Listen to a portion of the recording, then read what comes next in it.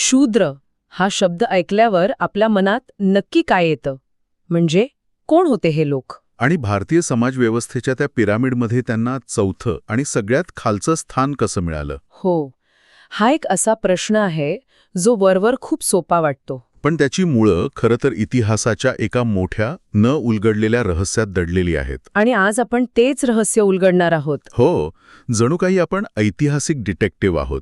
आणि आपल्या या तपासाचा मुख्य आधार आहे डॉक्टर बाबासाहेब आंबेडकरांचं शूद्र पूर्वी कोण होते हे जबरदस्त पुस्तक. हे पुस्तक म्हणजे केवळ एक विश्लेषण नाही, तर इतिहासाच्या प्रचलित कथांना दिलेलं एक थेट आव्हान आहे, असं मी ऐकलंय. अगदी. तर मग बघा, शूद्रांच्या उत्पत्तीबद्दल दोन मोठ्या थिरीज म्हणजे दोन मुख्य संशयित आपल्यासमोर आहेत. एक दैवी उत्पत्तीची आणि दुसरी वांशिक उत्पत्तीची. बरोबर. आज आपण हे दोन्ही सिद्धांत पुराव्याच्या आधारे कसे टिकत नाहीत हे पाहणार आहोत.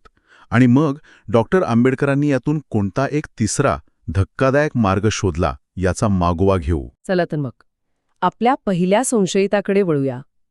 ही दैवी उत्पत्तीची गोष्ट नेमकी आहे तरी काय? हा सिद्धांत येतो थेट ऋग्वेदातून.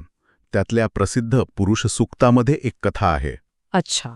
असं सांगितलं जातं की एका विराट आदिपुरुषाचा यज्ञ झाला आणि त्याच्या शरीराच्या वेगवेगळ्या भागांपासून 4 वर्ण जन्माला आले. म्हणजे त्याच्या मुखातून ज्ञानी ब्राह्मण, बाहूंपासून शक्तिशाली क्षत्रिय, मांड्यांपासून व्यापारी वैश्य आणि पायांपासून शूद्र. पायांपासून म्हणजे जन्मापासूनच सेवा करण्याचं काम त्यांच्यावर शिक्का मारून सोपवलं गेलं.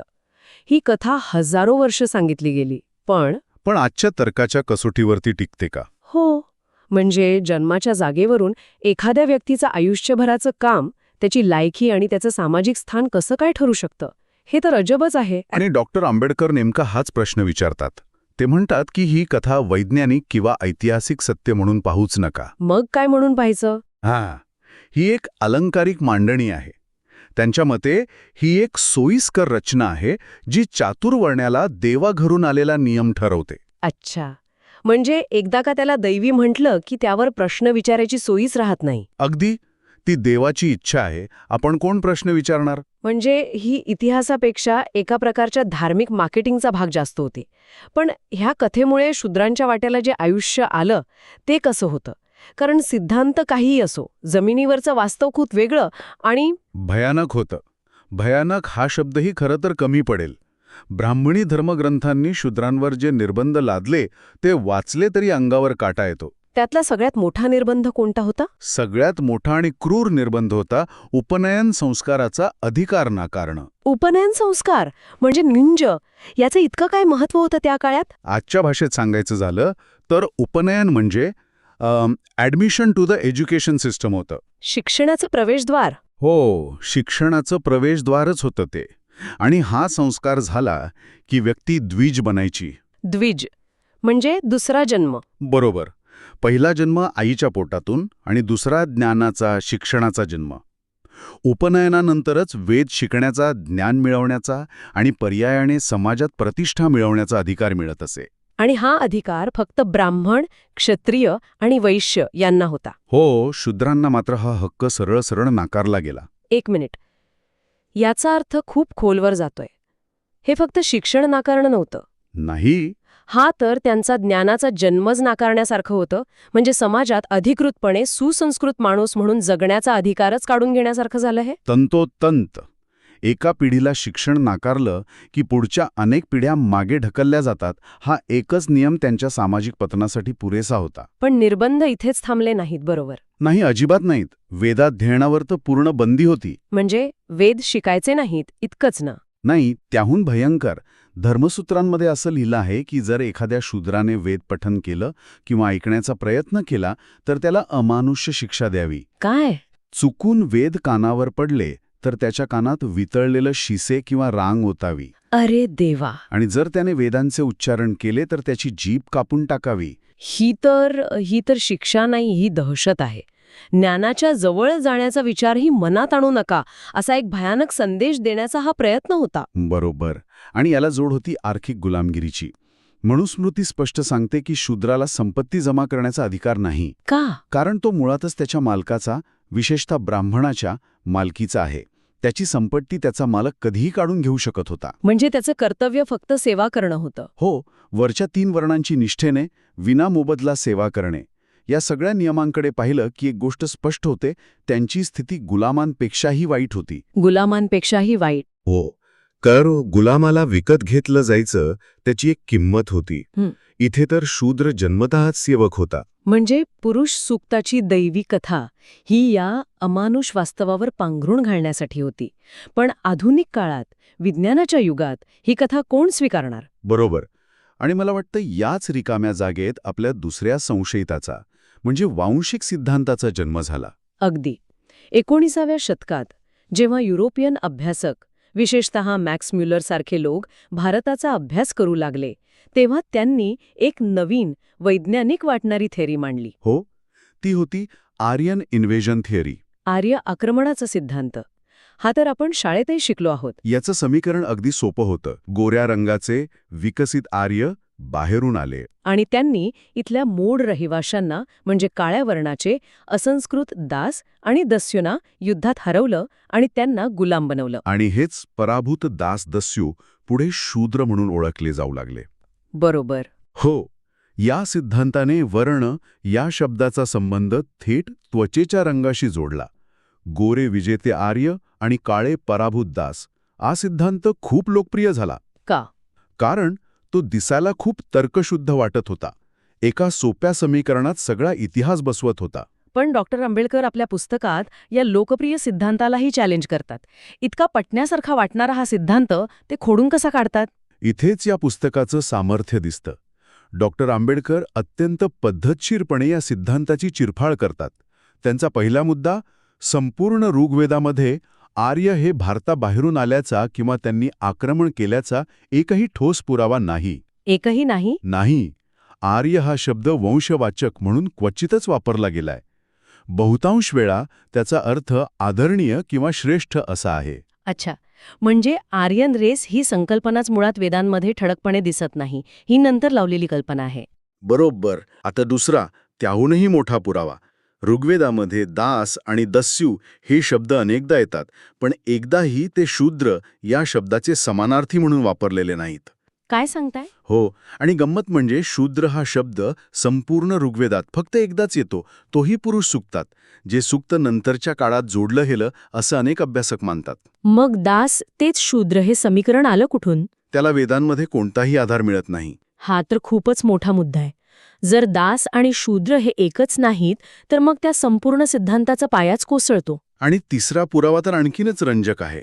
ऋग्वेदात दासदस्यूंना नेहमीच असंस्कृत आणि गरीब गुलाम म्हणून दाखवलेले नाहीत. मग उलट ऋग्वेदातच शंबर, वृत्र यांसारख्या शक्तिशाली दास राजांचा उल्लेख आहे, ज्यांच्याकडे स्वतःचं सैन्य होतं, प्रचंड संपत्ती होती आणि 100 किल्ले होते. म्हणजे ते आर्यांचे शत्रू होते पण गुलाम नव्हते. अगदी त्यांच्यात आणि आर्यांमध्ये वंशभेद होता हेही कुठे सिद्ध होत नाही. तर मग याचा अर्थ असा होतो की आपल्या तपासातले दोन्ही मुख्य संशयित बाद झाले आहेत. पुरुषसुक्ताचा दैवी सिद्धांत एक मिथक आहे आणि वांशिक सिद्धांत पुराव्याभावी टिकत नाही. मग शूद्र आले कुठून? हे गूढ तर तसंच राहतं. आणि इथेच या रिकाम्या झालेल्या जागेत जिथे इतरांची उत्तरं संपतात, तिथून डॉक्टर आंबेडकरांचा खरा तपास सुरू होतो. ते आपला एक क्रांतिकारी सिद्धांत मांडतात. एक असं उत्तर जे तोपर्यंत कोणी कल्पनेतही आणलं नव्हतं. हो, आणि तो सिद्धांत म्हणजे? तो सिद्धांत म्हणजे शूद्र पूर्वी क्षत्रिय होते. एक मिनिट थांबा. काय? हे कसं शक्य आहे? शूद्र क्षत्रिय होते? म्हणजे ज्या वर्णाला हजारो वर्ष सेवा करायला लावली, तो वर्ग मुळात राज्य करणारा, सत्ताधारी होता? हो. हे तर संपूर्ण सामाजिक इतिहासाकडे पाहण्याचा दृष्टिकोनच पालटून टाकतंय. म्हणूनच हा सिद्धांत क्रांतिकारी आहे. डॉक्टर आंबेडकर पुराव्यानिशी सांगतात की एकेकाळी आर्य समाजात फक्त 3च वर्ण होते: ब्राह्मण, क्षत्रिय आणि वैश्य. चौथा वर्ण नव्हताच? नव्हता. शूद्र नावाचा वर्ण अस्तित्वातच नव्हता. शूद्र हे कोणी बाहेरून आलेले किंवा युद्धात हरलेले लोक नव्हते, तर ते आर्य समाजातील क्षत्रिय वर्णाचाच एक अत्यंत महत्त्वाचा आणि शक्तिशाली भाग होते. जर ते इतके शक्तिशाली होते, तर मग त्यांचं इतकं मोठं पतन कसं झालं? एका राजाचा सेवक कसा झाला? सिंहासनावरून ते थेट पायाशी कसे पोचले? याचं उत्तर दडलं आहे ब्राह्मण आणि या विशिष्ट क्षत्रिय राजांमधल्या सत्ता संघर्षात. सत्ता संघर्ष. हो, हा काही 1-2 दिवसांचा वाद नव्हता. डॉक्टर आंबेडकर महाभारत आणि पुराणांमधून अनेक संदर्भ देतात. सुदास नावाचा एका पराक्रमी राजाचा उल्लेख येतो, ज्याचा ब्राह्मणांशी विशेषतः वशिष्ठ आणि विश्वामित्र या ऋषींशी सतत संघर्ष होत असे. हे राजे ब्राह्मणांना खूप त्रास देत असत आणि त्यांच्या धार्मिक श्रेष्ठत्वाला आव्हान देत असत. म्हणजे हा सन्मानाचा आणि सत्तेचा सुप्रिमेसीचा झगडा होता. श्रेष्ठ कोण या प्रश्नावरून. अगदी. आणि हा संघर्ष इतका विकोपाला गेला की ब्राह्मणांनी या क्षत्रिय राजांना धडा शिकवण्याचा ठरवला.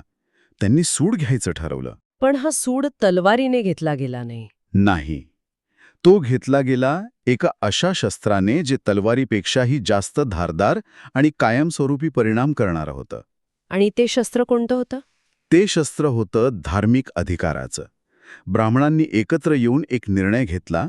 त्यांनी सूड म्हणून या त्रास देणाऱ्या क्षत्रिय राजांचे आणि त्यांच्या संपूर्ण वंशजांचे उपनयन संस्कार करण्यास एकत्रितपणे नकार दिला. परत तोच मुद्दा. उपनयन नाकारणं म्हणजे त्यांनी शिक्षणाचं, ज्ञानाचं आणि प्रतिष्ठेचं प्रवेशद्वारच त्यांच्यासाठी कायमचं बंद करून टाकलं. बरोबर. हा एक थंड डोक्याने केलेला सामाजिक बहिष्कार होता. एक अशी शिक्षा जिचा परिणाम पिढ्यानपिढ्या टिकणार होता. आणि मग काय झालं? उपनयन नाकारल्यामुळे या संपूर्ण क्षत्रिय गटाची सामाजिक आणि धार्मिक वाताहत झाली. त्यांना शिक्षणापासून, यज्ञ करण्यापासून आणि इतर धार्मिक विधींपासून तोडण्यात आलं. ज्ञानाच्या प्रवाहापासून तुटल्यामुळे ते हळूहळू समाजाच्या मुख्य प्रवाहातून बाहेर फेकले गेले. म्हणजे त्यांची प्रतिष्ठा संपली, त्यांचं महत्त्व कमी झालं आणि या पतीत झालेल्या अधिकारहीन क्षत्रियांसाठीच एक नवीन चौथा वर्ण तयार करण्यात आला, शूद्रवर्ण. तंतोतंत. अशा प्रकारे क्षत्रियांचाच एक शक्तिशाली गट शूद्र बनला. शूद्र बनणं ही वंश, रंग किंवा दैवी जन्माची गोष्ट नव्हती, तर तो एका सामाजिक, राजकीय आणि धार्मिक संघर्षाचा भीषण परिणाम होता. तर आजच्या या सखोल चर्चेतून एक गोष्ट क्रिस्टल क्लिअर होतीये. डॉक्टर आंबेडकरांचं शूद्रपूर्वी कोण होते हे पुस्तक म्हणजे केवळ एक ऐतिहासिक विश्लेषण नाही, तर ते एका मोठ्या गुन्ह्याचा तपास आहे. हो, हा तपास वंश आणि दैवी निर्मिती यांसारख्या सोयीस्कर सिद्धांतांच्या पलीकडे जाऊन इतिहासाच्या मुळाशी असलेल्या सत्ता संघर्षावर प्रकाश टाकतो. निश्चितच. या ग्रंथानुसार शूद्रांची समस्या ही वंशिक किंवा दैवी नाही, तर ती पूर्णपणे मानवनिर्मित, सामाजिक आणि राजकीय आहे. हो, ती एका विशिष्ट ऐतिहासिक संघर्षाची परिणिती आहे, जिथे एका शक्तिशाली वर्गाला धार्मिक अधिकारांपासून वंचित ठेवून हेतुपुरस्कार सामाजिकदृष्ट्या इतक्या खालच्या पातळीवर आणले गेलं की त्यांची मूळ ओळखच पुसली गेली. अगदी. आणि हा सगळा तपास आपल्याला एका महत्त्वाच्या विचाराकडे घेऊन जातो. श्रोत्यांनी यावर नक्की विचार करावा. तो विचार असा की जे धार्मिक ग्रंथ अनेकदा सामाजिक रचनेचा आधार मानले जातात, त्याच ग्रंथांचा जर आपण पूर्वग्रह बाजूला ठेवून एका डिटेक्टिव्हसारखा चिकित्सक अभ्यास केला, तर त्या रचनेच्या मुळाशी दडलेल्या सत्ता संघर्षाचे आणि अन्यायाचे पुरावे सापडू शकतात का? आणि जर तसे पुरावे मिळत असतील, तर आपण ज्याला परंपरा किंवा इतिहास म्हणून डोळे झाकून स्वीकारतो, त्याकडे पाहण्याचा आपला दृष्टिकोन कसा बदलायला हवा?